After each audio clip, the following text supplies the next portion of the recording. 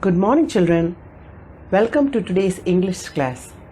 I am Mrs. Sitara, and in today's session, we will be discussing The Lake Isle of Innisfree by William Butler Yeats.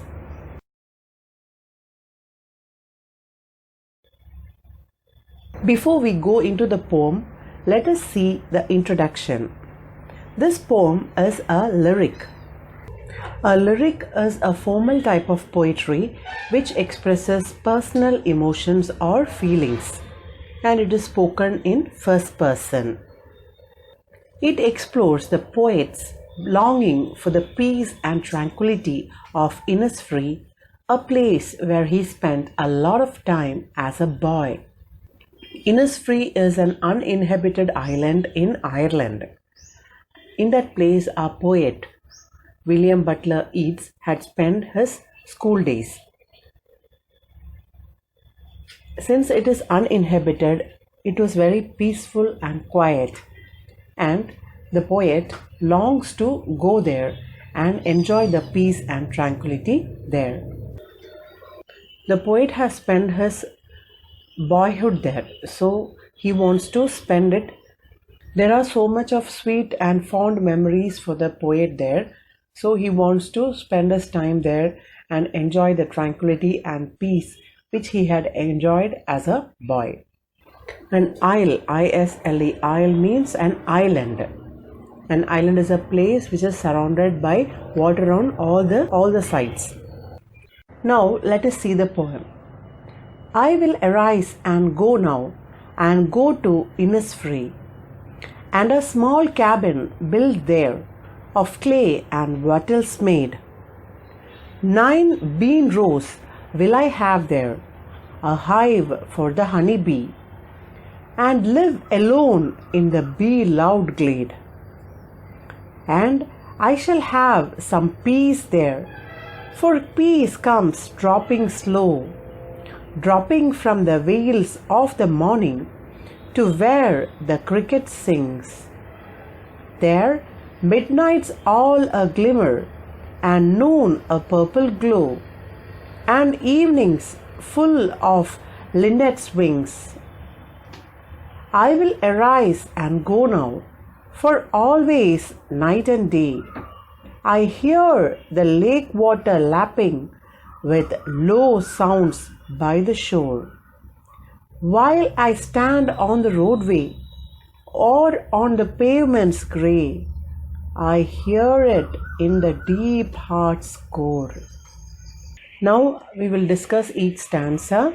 I'll give the explanation and as well as the word meanings. Stanza 1. I will arise. Arise means stand up. And go now. And go to Innisfree. And a small cabin. Cabin means a room. Built there of clay and wattles. Wattles are twisted sticks for making fence, walls, etc. And a small cabin built there of clay and wattles made. 9 bean rows will I have there, a hive for the honey bee, and live alone in the bee-loud glade. Glade is a clearing or an open space. So the poet says that he will arise and he will go to Innisfree, and he will go there and build a small cabin, a small room for himself made of clay and wattles, the sticks, and a hive for the honeybee. He'll also have a honeycomb for the honey, and live alone, and he's going to be all alone there in the bee-loud. Bee-loud means the buzzing sound of the bees. Only that he will have. No noise other than the buzzing sound in the clear space, in the open space. So the poet Yeats wants to go to Innisfree and build a small cabin, build a room there made of clay and wattles, and he will also grow beans, 9 rows of beans for food, and he will have a honeycomb for the honey so that he can take the honey. And he will live all alone there in the open space in a quiet calm place he will live a life all alone. Now we move on to the next stanza. And I shall have some peace there, for peace comes dropping slow, dropping from the wheels. Veil is a piece of fine material worn by women to protect or conceal the face. Normally Muslim women wears a veil, or even you can see the brides and the Christian weddings, they're wearing the veil. Of the morning to wear the cricket. Cricket is not a game, it is an insect related to grasshopper, but it has got shorter legs. And the male of this one, male cricket, produces a characteristic musical chirping sound. Their midnights all a glimmer, and noon a purple glow, and evenings full of linnets. Linnet is a small brown and grey bird with a short beak. Linnet's wings. The poet says that he will have some peace there. Since he is all alone there, he will have some peace. And the feeling of peace comes only with tranquility, which comes only very slow. That is what he says. He will enjoy some peace there, and peace comes very slow. How the poet feels the peace. He feels that it is coming from the droppings, from the wheels of the morning. That means when the morning time it is very cloudy, and when it is cloudy he will have a feeling of peace. He feels that peace is like coming from the wheels of the morning time. When it is very cloudy, he feels peace. And he will feel the peace and tranquility from the cricket which sings, the chirping sound of the cricket. Also hearing the sound also, he will get the inner peace. Their midnights all a glimmer. Glimmer is shining. And in the midnight when he sees the open sky, he will feel the glimmer of the moonlight. The purple glow of the noon time. At the afternoons there will be a purple glow in that place. So that also will give him a peace of mind. And in the evenings he can see a sky full of linnet wings. That also will fetch him peace. The poet tries to explain in this stanza that as the day progresses from morning till evening, from the little incidents he is able to see there how he is getting a calm nature, he is getting peacefulness.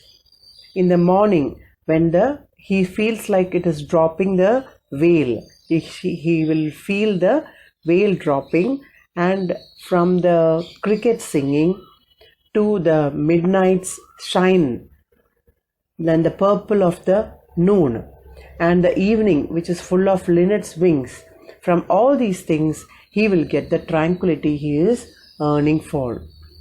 All these things will bring him peacefulness and tranquility. All these things brings him in a relaxed mood, give him relaxation. So in the second stanza he explains how he gets relaxed in the Innisfree. So he wants to see all these things and enjoy. That's why he wants to go to Innisfree. Now we will see stanza 3. I will arise and go now, for always night and day. Night and day means all the time. I hear the lake water lapping. Lapping is just striking, coming and beating, with low sounds by the shore. While I stand on the roadway or on the pavement's grey, I hear it in the deep heart's core. That is the innermost part of the heart. In this stanza, the poet says he'll stand up and he will go all the time. He will be going all the time.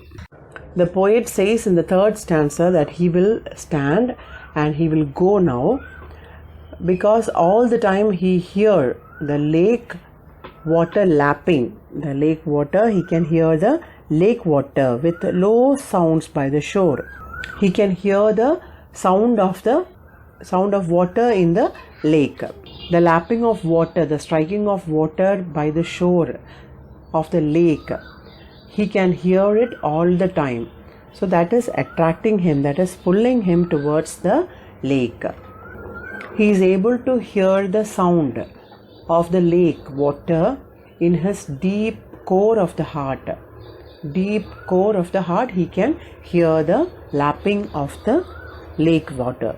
Whether he is standing on the roadway or on the pavement, wherever he is there, he can still hear his heart.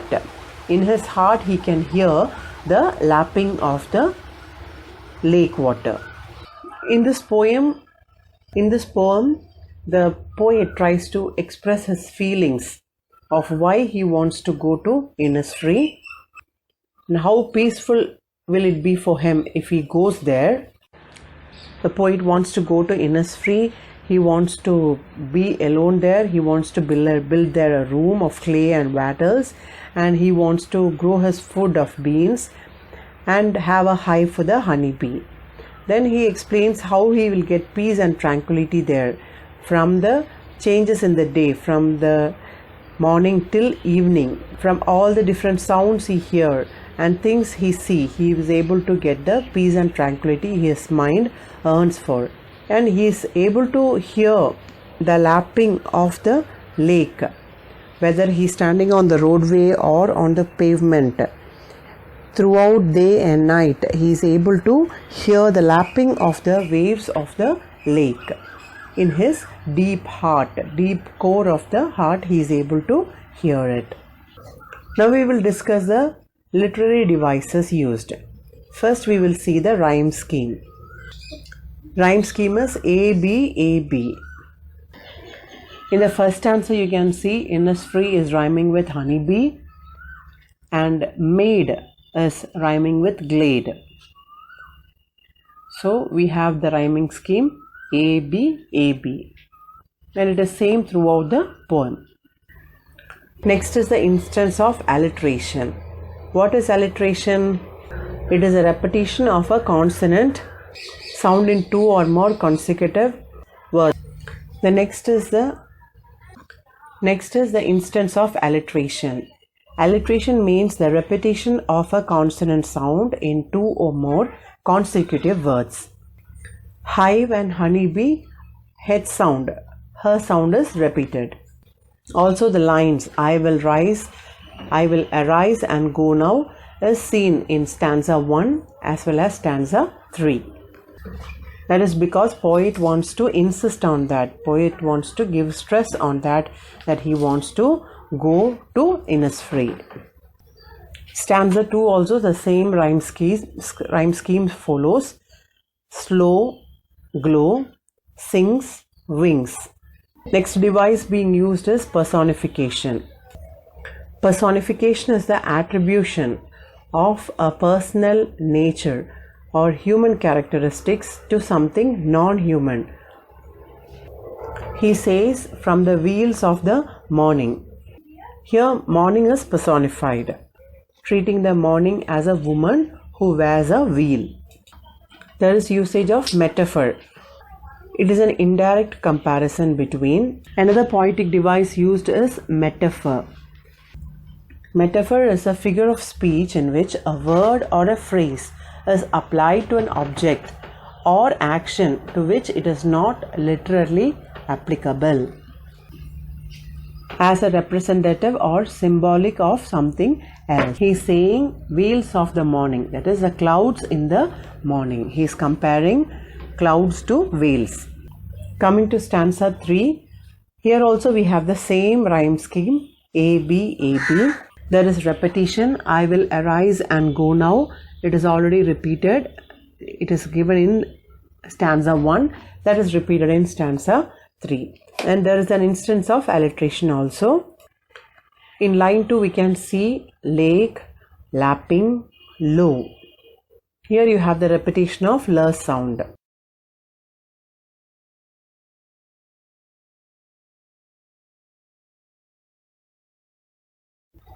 That's all for this poem, dear children. For more videos, subscribe to our channel, Online CBSE Classes. Thank you. Have a nice day.